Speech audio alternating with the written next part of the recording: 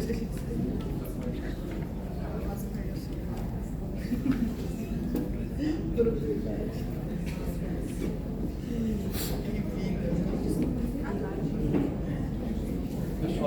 eu vou me apresentar porque o Jogão não está aqui.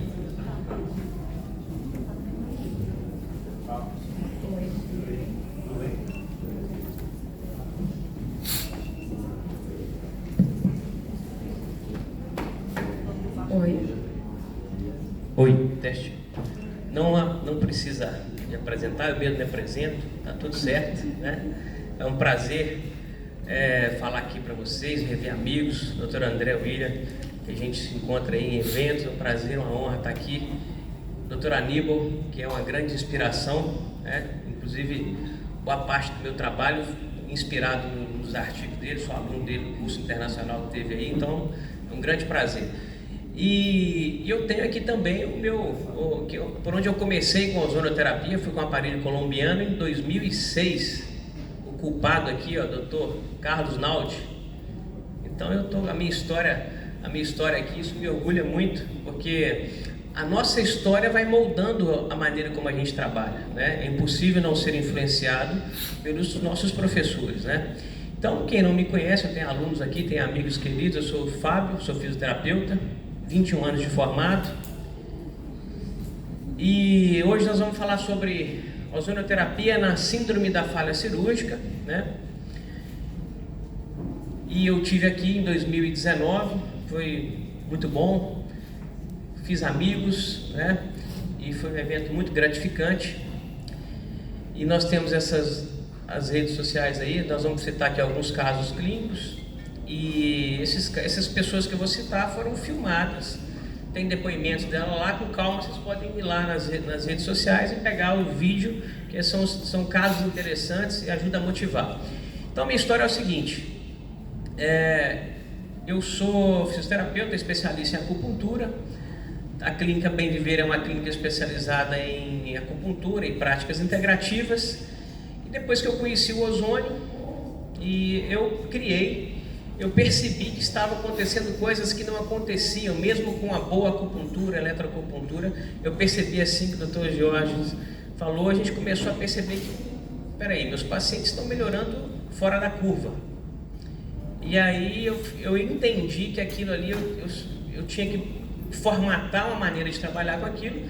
Criei o ambulatório SOS Hernia de Disco, que é um ambulatório especializado no tratamento da coluna e dores crônicas. E aí a gente tem lá nas redes sociais, tem o @Fábio Mendes, o SOS Hernia de Disco. A gente tem também, para a gente se conhecer melhor, tem um canal no YouTube, onde a gente fala bastante sobre isso. Esse QR Code aqui leva você direto para lá. Eu vou colocar todos esses slides também nas redes sociais, não sei se vai ser, acho que lá na bio eu vou deixar lá.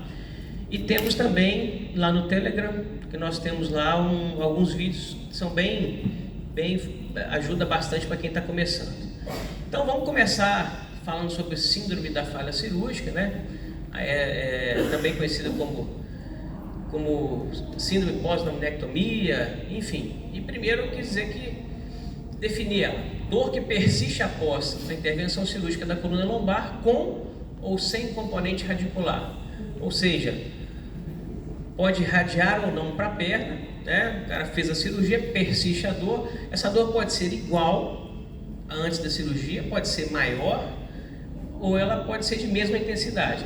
Pode ser no mesmo local ou num local diferente, naquela condição interior, e não depende da técnica cirúrgica. E outra coisa que é interessante a gente falar, que o termo síndrome da falha cirúrgica, já é descrito no IASP, não quer dizer julgamento com o cirurgião. Os cirurgiões de coluna são muito habilidosos com relação a isso. Então, não necessariamente envolve o erro da técnica, mas são condições que podem acontecer, né? Então, ela pode estar ou não associada a intercorrências. Às vezes, a cirurgia é muito bem feita, dentro da técnica, sem intercorrência, pode evoluir para uma síndrome da falha cirúrgica. E a qualidade de vida desses pacientes é muito ruim, assim. Esses pacientes são pacientes que eles chegam para a gente com opioides de fraco a fortes, antidepressivos, anticonvulsivantes. E existe um estudo com 56 pacientes, onde fizeram um estudo onde antes da cirurgia a dor na escala visual analógica era 7,2 e depois da cirurgia uma dor de 8,3. Então uma dor pior, geralmente quando o paciente evolui para a síndrome da falha cirúrgica, uma dor maior em média. Então esse paciente pode chegar igual no consultório da gente, às vezes até numa maca de hospital, tomando muito remédio, e se a gente conseguir ajudar esse paciente, é uma revolução para ele. Então a Field Back Surgery Syndrome, muito conhecida lá nos Estados Unidos, e eu pesquisando sobre ela estatisticamente, eu me surpreendi, né? Os Estados Unidos faz 500 mil cirurgias por ano, estatisticamente. Quero até ver com o Dr. Aníbal se lá essa estatística porque 90 a 150 mil casos evoluem para síndrome da falha cirúrgica. E no Brasil, né, se for dar um Google lá, a gente consegue ver citações, tá vendo? 35 milhões de citações no Google. Eu pesquisei isso quando eu estava montando essa palestra. Então você vê que é um tema muito procurado, muito falado na internet. E no Brasil, você vai dar um Google lá, 313 mil citações. Nós falamos em 2019 sobre radiculopatia. Das radiculopatias, a maior, mais incidente é a hérnia de disco, geralmente que evolui para essa síndrome. E por que nós estamos decidimos falar sobre isso aqui? Porque isso tem aparecido muito para a gente lá, desde que a gente criou o ambulatório SOS hérnia de disco. Então, a gente decidiu que esse tema foi por isso, pela nossa história boa para contar aí. Então, a importância, diante de tanta intercorrência, é muito importante a gente poder prevenir, né? Já que a gente não tem estatísticas tão grandes, então a prevenção é o melhor remédio. Então esse paciente pode vir, ali tem duas situações, um paciente que veio na cadeira de roda, mas sem operar, e tem um paciente que já veio, já pós-operado, né? E a gente tem situações das mais diversas, e aí vem aquele dilema, operar ou não operar, né? Diante de tanta estatística ruim, o que a gente faz? Nós temos duas situações. Eu me formei numa capital, no Rio de Janeiro, tive oportunidade de fazer estágio, fui estagiário concursado do Hospital de Força Aérea do Galeão, no Rio de Janeiro, e lá tinha equipe de 3, 4, 5 ou mais neurocirurgiões. Então eu percebi ali, nós reabilitávamos esse paciente no pós-cirúrgico quase que imediato. Colocar o paciente para sentar no leito e preparar esse paciente para uma fase de fisioterapia ambulatorial. E também vivo hoje num ambiente de interior. Eu percebo que na capital e no interior é muito diferente a abordagem desse paciente. Na capital, como tem mais neurocirurgiões, eles ficam com menor receio de operar. O cara tirar umas férias, tem outro para cobrir, se der uma complicação. No interior, eu percebo cada vez mais os médicos evitando essa cirurgia, porque sobrecarrega um profissional, o telefone liga de madrugada. Então eu percebo assim nitidamente poder ficar um ano num grande hospital, né, que é o HFAG, hospital talvez um dos mais importantes da Força Aérea. Eu percebo nitidamente essa dificuldade, assim, essa diferença, e que hoje eu vejo que é bom, né? O Dr. Jorge mostrou casos de hérnias que fatalmente, se fosse lá na HFAG, ia ser cirúrgico. E aí lá no interior, interior da Bahia, esse paciente não precisou de cirurgia. Olha que bacana, né? Imagina nós lá no Rio de Janeiro, se conhecêssemos o ozônio, né, na época. Então, o paciente com dor crônica, o tratamento da dor crônica convencional, né, que a gente é a medicação, né, lá no interior, né, toda aquela medicação, a fisioterapia, né, às vezes terapia, quando o paciente evolui para Field Back, né, para síndrome da falha cirúrgica, aí começa a haver até a possibilidade de ser psicológico ou não, aí vai para a terapia e os bloqueios, né. No interior, os bloqueios são feitos com certa frequência. E já nos grandes centros, medicação, fisioterapia, bloqueios, a gente já começava a ver estimulação magnética transcraniana, radiofrequência, crioablação, estimulação medular. Então, a gente percebia essa diferença. Então, decisão de operar geralmente do cirurgião é quando ele começa a ver perda de força, né, o famoso pé fraco, o síndrome da cauda equina e os tão famosos efeitos colaterais do medicamento. Talvez ali já começa a ver as enzimas hepáticas alteradas, o cirurgião já começa, opa, não temos que operar. Aí a falta que faz o ozônio, né? Então, o que a gente espera quando vem um paciente para nós, para a fisioterapia, para a gente reabilitar? O que a gente espera? A ausência da dor que levou ele à cirurgia. O cara chegou, tinha uma dor ciática, aquela dor clássica, dor na perna, dor na coluna, descendo para a perna, e a gente espera que ele saia da cirurgia, pelo menos sem a dor radicular. É um ponto. A gente espera que seja uma dor mais leve, né, relacionada ao local da cirurgia, mais controlada por medicação.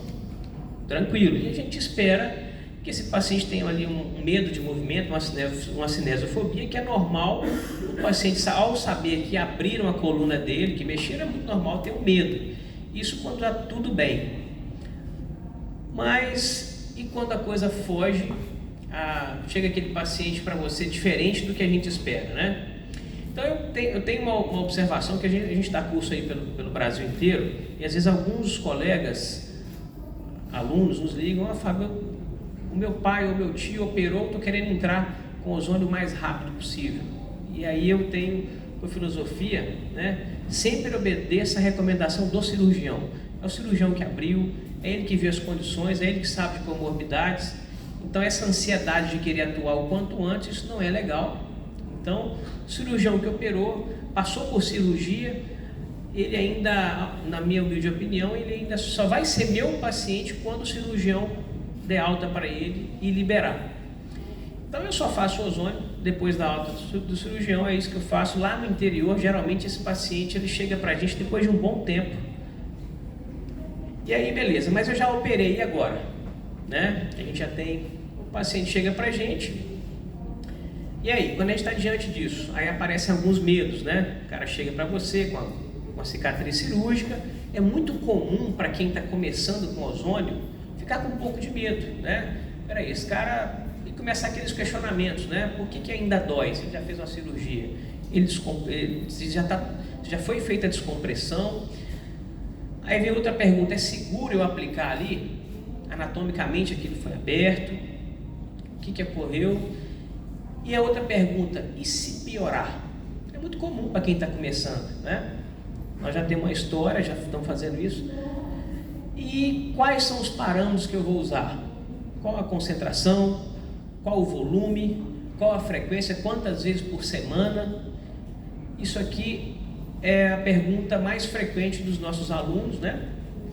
E a gente tem aqui, a Cíntia esteve lá comigo, passou uma semana lá, e a gente tem isso lá o dia inteiro, né, Cíntia? O aparelhinho de ozônio o barulhinho fica ligado lá. Então assim, a gente tem esses pacientes, tanto com hérnia de disco, como o Dr. Jorge perguntou, e temos também hoje bastante esses pacientes pós-operatórios. Então, e outra coisa, qual o prognóstico? O que eu falo para esse paciente? Aí que né, porque o paciente ele vem ansioso, principalmente o paciente crônico, e aí a gente tem um argumento para isso. Então, qual que seria a etiologia, né, dessa síndrome da falha cirúrgica, essa síndrome pós-laminectomia? Vamos ver as hipóteses. Existem os fatores clínicos, que o diabetes, tabagismo, doenças vasculares, síndromes metabólicas. Aí isso é coisa que a gente encontra na literatura, e a gente que foi mordido pelo bichinho da integrativa, a gente começa a questionar outras coisas, né, Carlos? Qual o terreno biológico que esse paciente, ao ir para a cirurgia, o quanto ele estava sob estresse oxidativo, o quanto ele estava inflamado, e quais eram as condições mais intrínsecas desse paciente. Nós aprendemos que toda doença tem estresse oxidativo, inflamação e glicação. A partir do momento que eu aprendi isso, de repente, se eu fosse um cirurgião, talvez eu tive conversas boas com o Dr. Lúcio Lemos, perguntei para ele se existiria, nós estamos tentando ver um marcador, André, para fibromialgia e para dores crônicas. Falou que está chegando alguns outros marcadores que eles têm estudado.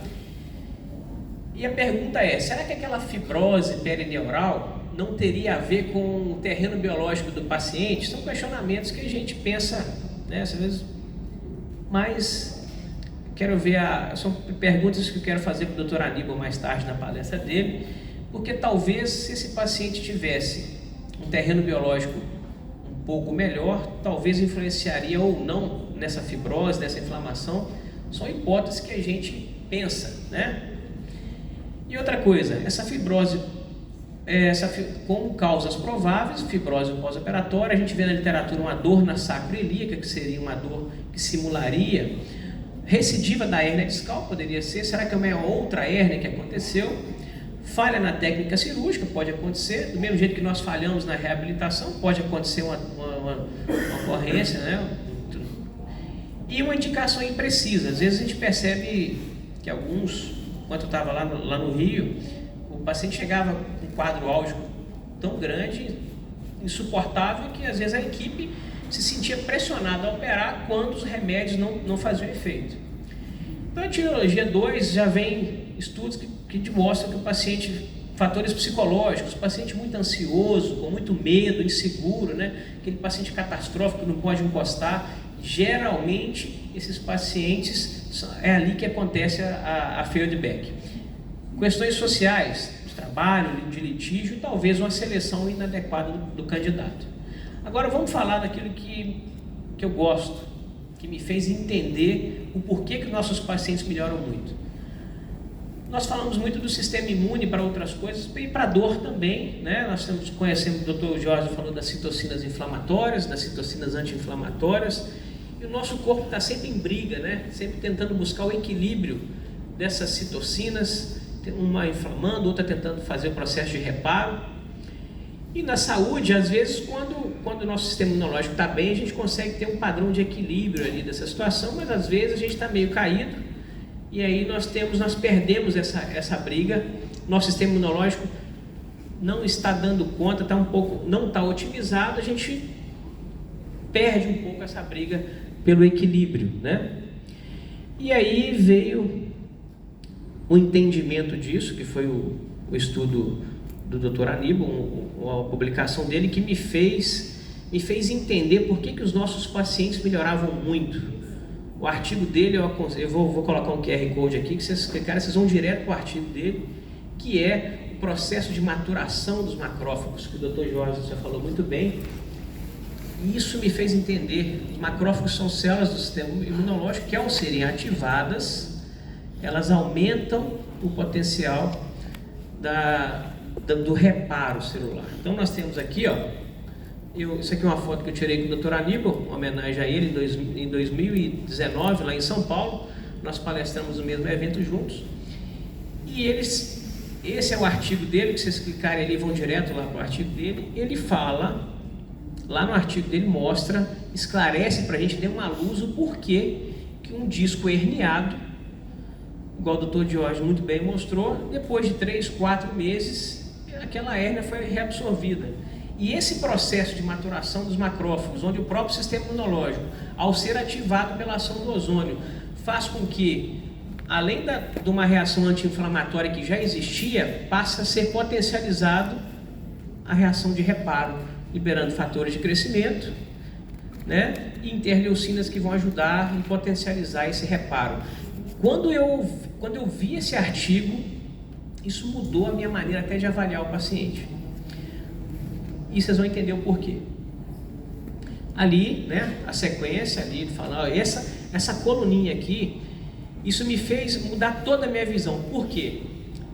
Aquele meu paciente que está refratário, que você está fazendo uma aplicação bem feita, que vai à primeira, doutor, não melhora, doutor Fábio ainda continua com dor. Eu sempre lembrava do artigo do Dr. Aníbal. Peraí, o macrófago está sendo ativado, o sistema imunológico está agindo, calma. E às vezes o paciente que nos procura, ele não tem mais opção. É uma paciente minha. Vou contar para vocês uma coisa aqui que aconteceu. A Cíntia já sabe, já esteve lá comigo, já contei essa história. E é raríssimo isso acontecer. Ela tem uma paciente que ela ficou 14 aplicações sem melhora. E ela me pressionando. Isso é raro, a gente tem, a partir da primeira, segunda, a gente tem melhoras incríveis. Mas quando ela me pressionava, eu lembrava do Dr. Aníbal, sempre do seu artigo. Não, vai agir. Macrófago está atuando. Sistema imunológico está atuando. E ela não tinha outra opção. 4 anos sem ir na igreja, era a queixa dela. Ela queria voltar e ir à igreja, uma cidade de Simonés, uma cidade pequenininha. E foi, então, o entendimento do porquê que acontecia essa absorção da hérnia foi fundamental. E nós estamos falando aqui do paciente que já operado, né? Ali está o QR Code do artigo. Mas, assim, pegar o paciente no pós-operatório é um terreno mais complicado. Então, se puder conseguir de evitar esse paciente, olha isso aqui. Pessoal, o ozonioterapia na fisioterapia, posso falar para vocês aqui, 21 anos de formado, foi a maior revolução de todos os tempos da nossa profissão. Eu acho que na profissão de todos nós, né, André? O André que é médico, acho que para toda a área de saúde. Acho que foi uma das maiores revoluções, porque o que eu ia fazer com um paciente desse aqui? Esse cara aqui, ele mora numa cidade chamada Ipanema, interior, e ele é o que faz curral lá na cidade de gado leiteiro, lá é a capital do queijo lá. E ele trabalha com eucalipto, pega muito peso. Esse cara chegou para mim com muita dificuldade de andar, com a dor ciática verdadeira, com perda de força. Olha o tamanho da NL4. Se você entende o mecanismo fisiológico por trás, você assume esse paciente com mais segurança. O seu argumento com ele é muito mais verdadeiro, e você insiste quando ele está refratário. Se ele melhorou na primeira, na segunda, se você tem em mente o que está acontecendo lá dentro, você argumenta com esse paciente, pede para ele esperar um pouco, que o resultado chega. Olha esse outro caso aqui. Esse paciente ele fez uma cirurgia de coluna aos 31 anos de idade, ele tem 79 anos de idade. Ele chegou para a gente, esse cara morou 1 ano no hospital militar. Ele morou no hospital militar. Eu fico imaginando, doutor Aníbal, cirurgia de coluna há 50 anos atrás. Como que deveriam ser, né? Raros os especialistas. E esse cara, militar, jogando bola, fez uma lesão, já devia ter uma hérnia, e ele ficou 1 ano e chegou pra gente em 2018 com a lombocetalgia clássica, muito medo de movimentar, e essa cinta dele aqui, que ele não tirava essa cinta. Nós tratamos esse paciente, ele ficou 100% bom, voltou depois em 2022 com AVC, já tinha, né, dificuldade de ambulação.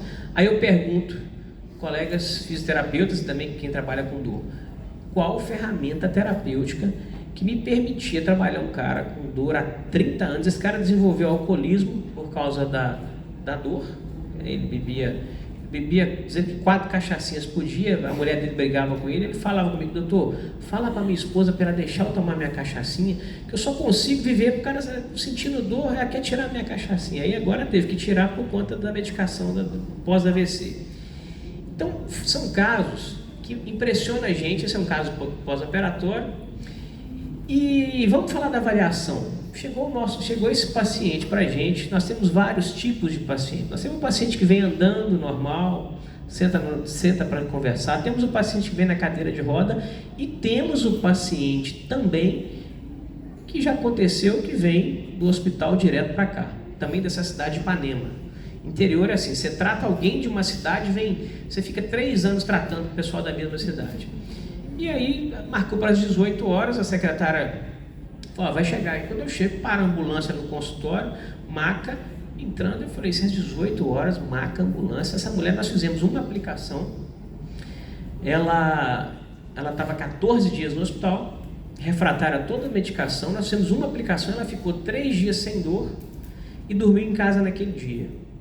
E eu não consegui tratar ela em decúbito ventral. A única posição que eu consegui tratá-la foi em decúbito lateral, porque ela não conseguia virar. Então eu tive que tratá-la, fazer a aplicação com agulha de 40 milímetros, não consegui fazer uma flexão de perna, eu tive que tratar desse jeito. E essas pacientes mais graves, eu faço também a sistêmica, que eu gosto muito da retal, porque aí eu quero agir tanto o in, o out, né, modular sistemicamente esse quadro inflamatório. E a coisa que estudando dor, uma coisa que eu percebi, que eu li, que quanto mais crônica a dor, menos ela reflete o estado do tecido.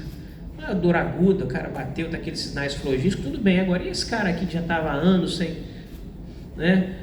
há anos com dor? E eu falo aqui para vocês, desses 3 situações, o que tinha qualidade de vida mais comprometida é o que chegou andando no consultório. Era o mais grave. Porque esses agudos aqui, a gente conseguiu tirar eles da situação e ficou sem dor em dias. Esse aqui já estava há anos, André, há anos com dor, e é o que chegou andando no consultório. Às vezes aquele que chega em maca de hospital é o agudo, mas que você tirou em 15 dias, está tudo bem. Então, o nível de sofrimento desses pacientes que vêm com pós-operatório são histórias muito diferentes, níveis de sofrimento diferentes, a gente tem que saber avaliar de cada um. Agora, vamos lá, vamos falar raciocínio clínico, cada um vai chegar para vocês aqui. Nós vamos ter aquele cara que teve a dor imediata após o procedimento cirúrgico. Fábio, eu operei e já saí com dor do hospital, ponto. Temos outra situação, a dor apareceu dias ou semanas depois da cirurgia. Eu já posso pensar que aconteceu alguma coisa na reabilitação. Espera aí, esse cara saiu da cirurgia bem, ele ficou sem dor muito tempo. Por que esse cara começou a ter dor depois? Será que tem a ver com alguma coisa que ele fez? Ou foi a minha reabilitação? É um outro ponto. A dor, ela pode acontecer no mesmo dermátomo, de mesma intensidade ou mais intensa. Ou seja, dor no mesmo dermátomo, eu posso pensar que foi uma hérnia recidivou. Não sei, estamos fazendo raciocínio clínico. Ou então, uma dor em dermátomo diferente. Olha, eu fui operar, eu estava com uma dor na face lateral de perna, eu voltei da cirurgia, dias depois eu estou com uma dor no testículo, eu estou com a dor na face em outra região. Tudo isso ajuda a gente, porque conversar com o cirurgião, explicar para ele que ele precisa da gente, a gente precisa dele, e convém a gente ter aquela ideia, doutor, pegar o paciente para reabilitar, está tudo ok, teve alguma intercorrência, posso fazer a reabilitação. Quando você tem uma equipe de cirurgião bacana, você tem essa intimidade, é muito bom. Que aí, ou então o cara fala, ó, segura um pouquinho, porque esse paciente é obeso, a gente teve muita dificuldade para fixar, é bom a gente ter essa conversa, mas nem sempre a gente consegue, certo? Então, é importante a vocês receberem esses pacientes que já operaram na coluna. Essas perguntas são cruciais. A dor foi imediata? Se foi imediata, o cirurgião já sabe disso.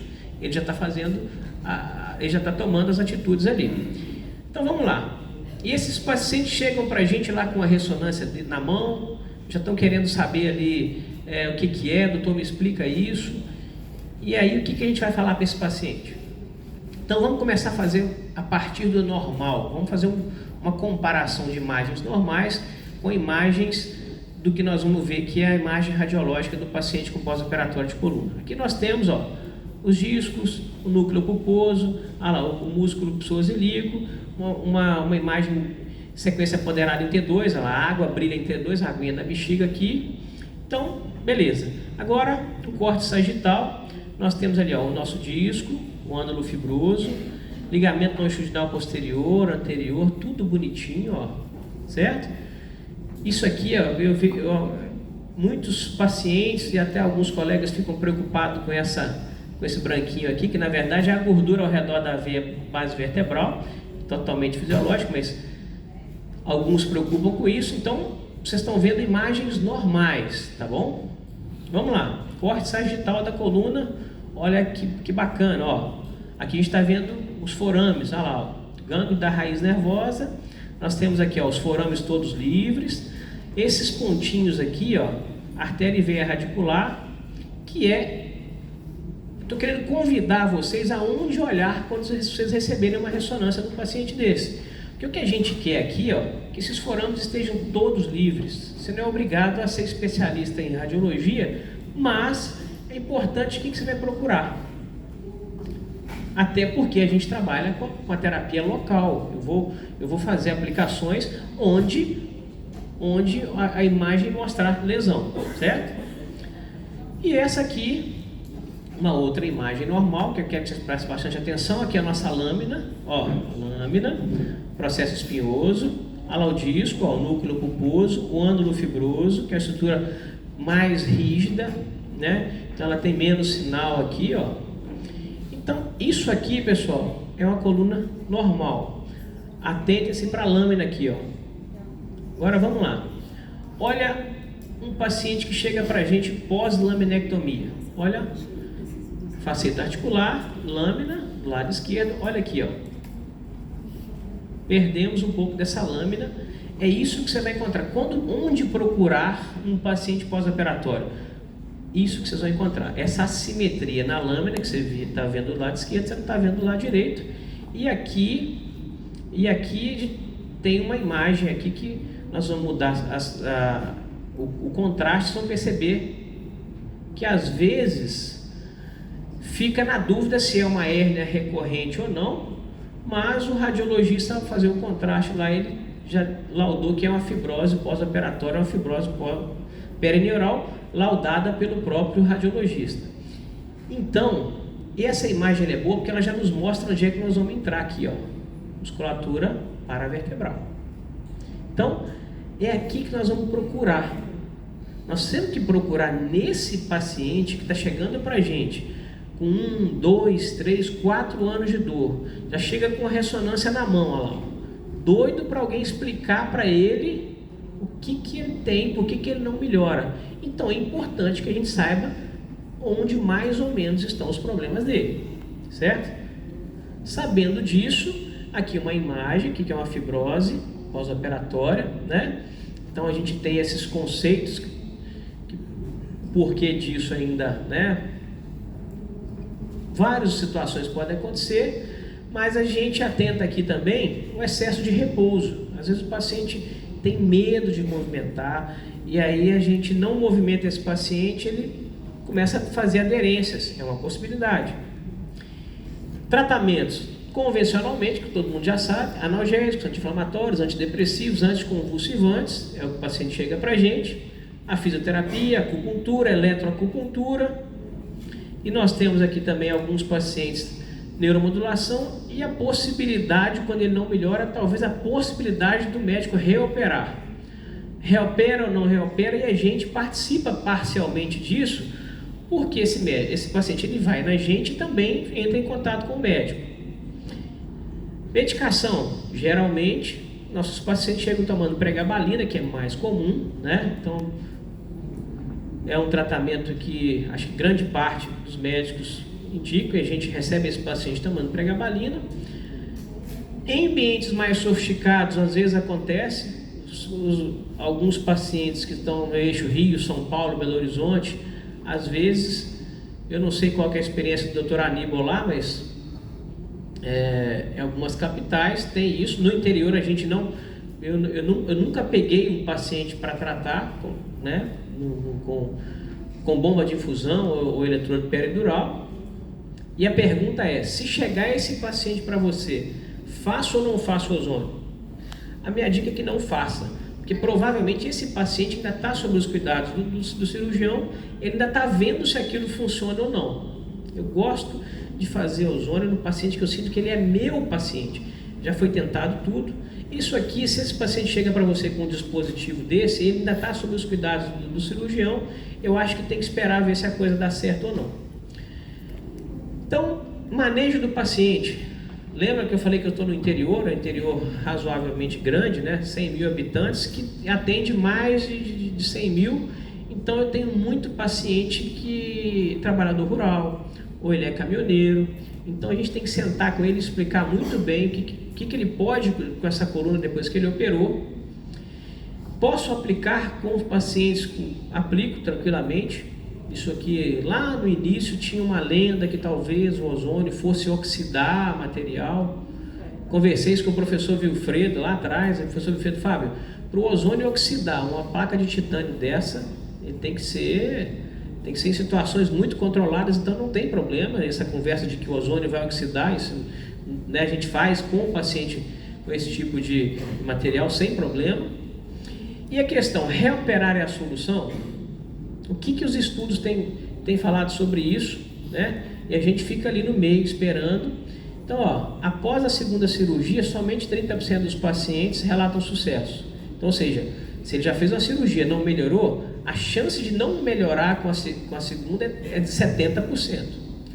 Após a terceira cirurgia, a chance dele melhorar é somente de 15%. Após a quarta cirurgia, somente 5% dos pacientes melhoram. E após a quarta, na verdade, os resultados nem são tão bons ou até pioram.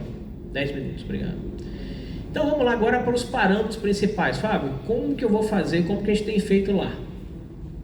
Quais os parâmetros mais importantes? Primeiro é orientar esse paciente a avaliar, muito bem avaliado, alinhar as expectativas com ele. Às vezes ele chega, às vezes ele viu o ozônio, viu algum médico falando sobre isso, e ele chega lá achando que com uma aplicação vai ficar bom, né? Então eu falo muito de alinhar as expectativas.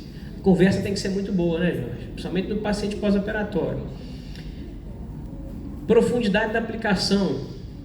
A gente tem, essa é a grande luta, porque as agulhas aqui do Brasil, aqui nós não temos Anvisa para agulhas longas e finas. A agulha da B. Braun, que às vezes outros colegas de fora acham com facilidade, aqui não tem. Aqui você tem, mas são agulhas muito grossas. Você tira, faz um rombo na coluna do paciente. E a gente que atende muito, você não pode ficar, né? O professor Wilfredo viaja, traz algumas para mim, mas eu não posso ficar por conta de às vezes ter ou não.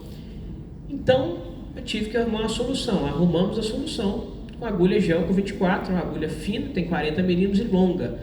Resolveu o problema, né?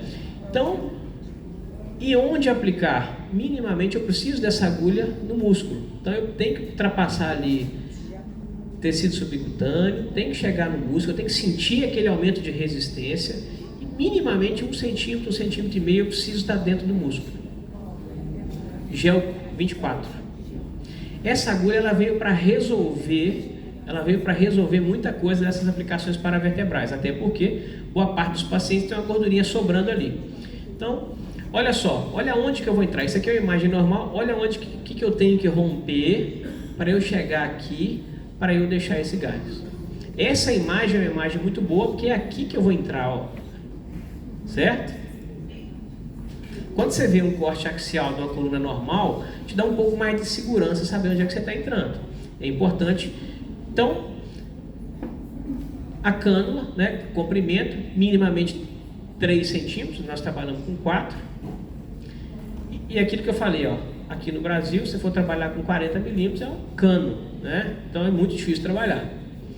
A nossa agulhinha é essa aqui, ela está pequena aqui, mas isso aqui sai e fica ali uma cânula de 40 milímetros, tá? A gente trabalha lá também com magnetoterapia de campo pulsado, a eletroacupuntura, que nos ajuda muito. Gosto muito de fazer a desensibilização, quem é meu aluno sabe, né? Porque às vezes você vai fazer uma aplicação no paciente, ele sente dor e ele não volta mais. Essas desensibilizações aqui, com esses aparelhinhos, você gasta ali 45 segundos a 1 minuto, isso diminui 90% a dor da aplicação e eu consegui trabalhar com muito mais conforto. O paciente parou de reclamar de dor depois que eu comecei a usar esses dispositivos. No local da aplicação, coloco ali 45 segundos a 1 minuto e isso ajudou demais, né? A via retal eu uso, principalmente nesses pacientes mais graves, eu quero fazer uma modulação desse processo inflamatório sistemicamente, vou ter que correr. Técnicas de aplicação, né? Já falei, intramuscular paravertebral, importantíssimo, tá? Importantíssimo. E olha só, olha o Celestino, agora que nós vamos ver situações da vida real. Esse cara, 49 anos, operou há 4 anos e tinha 4 anos de dor. E aí até decidir operar, ele sofreu por 4 anos. Ele chegou para mim com 4 anos de dor. Ele foi um desses caras que dor imediata após a cirurgia.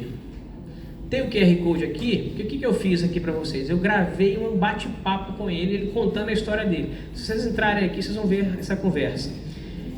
E ele falou, olha, eu acordei já com dor, a dor foi maior que a anterior, que está de acordo com aquele estudo, né, de 56 pacientes.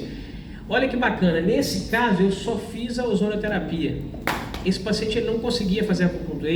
Eu coloquei ele, André, em decúbito lateral e ventral e não conseguia ficar 5 minutos para eu fazer a acupuntura. Ele tinha umas fasciculações do membro inferior que eu não conseguia. Aí foi bom, eu só fiz o ozônio. 100% de melhora da dor, já tem 6 meses, tá? E aí eu uso, né, assim, o tratamento padrão que eu falo, que é 20 aplicações. As primeiras 10 eu faço 2 vezes por semana. Se tudo correr bem, as outras 10 aplicações 1 vez por semana, tá? Depois, na fase 2, eu trato esse cara a cada 15 dias, eu acompanho ele por 1 ano. Porque um cara que ficou 4 anos sofrendo com dor, eu preciso dar um acompanhamento mais forte com ele. Esse outro caso muito interessante, 5 anos de dor até a cirurgia, dor 3 dias após a cirurgia, já não é diferente daquele, tá? Fez 2 bloqueios, um com 20 dias após a cirurgia, o outro com 60 dias. 2 anos após a cirurgia, iniciou o tratamento com acupuntura e ozônio. 1 ano de tratamento, tivemos melhoras de 95%. Esse não foi 100%, tá? Mas a gente faz controle a cada... Então faz 20 aplicações, 10, aquele mesmo esquema, tá bom? Olha aquele caso que eu mostrei. Esse cara não precisou da cirurgia. Qual que é a melhor prevenção da Feldback? É não operar. Então, ó, eu sempre lembro do artigo do Dr. Aníbal ali. Vamos fazer... se eu não tivesse acesso a esse artigo, talvez eu não teria confiança para assumir um tratamento desse. Mas eu sempre lembrava, meus macrófagos vão fagocitar essa hérnia e a gente vai conseguir. Esse cara está totalmente sem dor. Olha que interessante.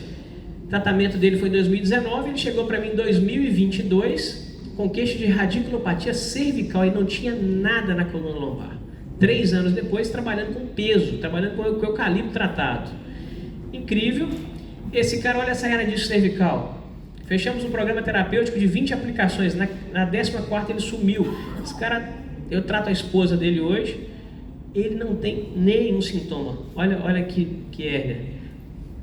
Se não fosse o nosso abençoado ozônio, o que nós, vocês médicos, nós fisioterapeutas, vamos tratar esse cara com o quê?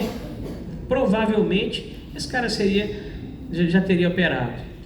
Então, gente, o ozônio, ele me trouxe um sucesso clínico muito grande. Eu sou muito grato ao ozônio, sou muito grato ao meu amigo aqui, Carlos Naldi, que me apresentou o ozônio em 2006. Sou muito grato ao professor Wilfredo, aos colegas que estão aqui, Dr. Aníbal, que me deu através do trabalho dele, me esclareceu, abriu a minha mente por que as coisas funcionam.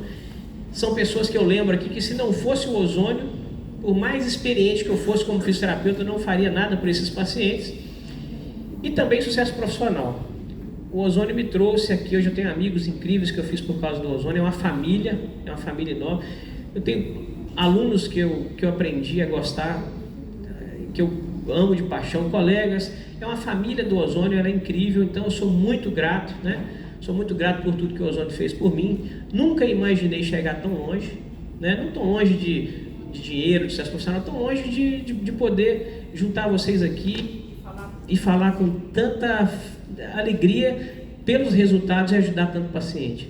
Então eu falo o seguinte, olha, essa frase é: não tenhamos pressa. Se você está começando, faça devagar, evite ficar postando muita coisa na procedimento, agulha grande, porque isso chama muita atenção. Nós estamos num momento delicado, mas também não perca tempo. Se você aprendeu, faça com cautela, faça com cuidado, tá? A gente tem ali nossos cursos lá, tá? A gente tem conseguido aí ajudar muitos colegas fisioterapeutas. E eu falo o seguinte: dar o melhor de si é mais importante que ser o melhor. Ou seja, não que a gente ali, não quer dizer que a gente é o melhor, mas eu dei o melhor de mim para esses pacientes e a gente conseguiu ajudá-los de uma forma intensa. E outra coisa, conhecer o caminho é diferente de trilhar o caminho. Tem muita gente que vai ficar falando mal de você, porque você está fazendo ozônio. Olha para frente, tá? Só você sabe o caminho que você percorreu. E tem muita gente que vai falar da sua história como se conhecesse. Na verdade, só você que está na caminhada, você sabe.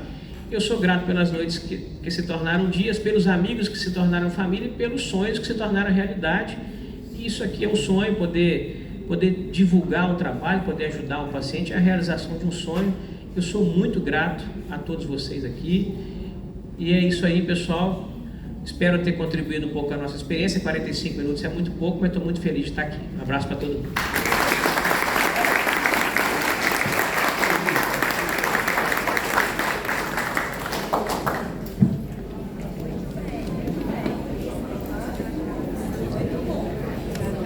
Bom dia, pessoal.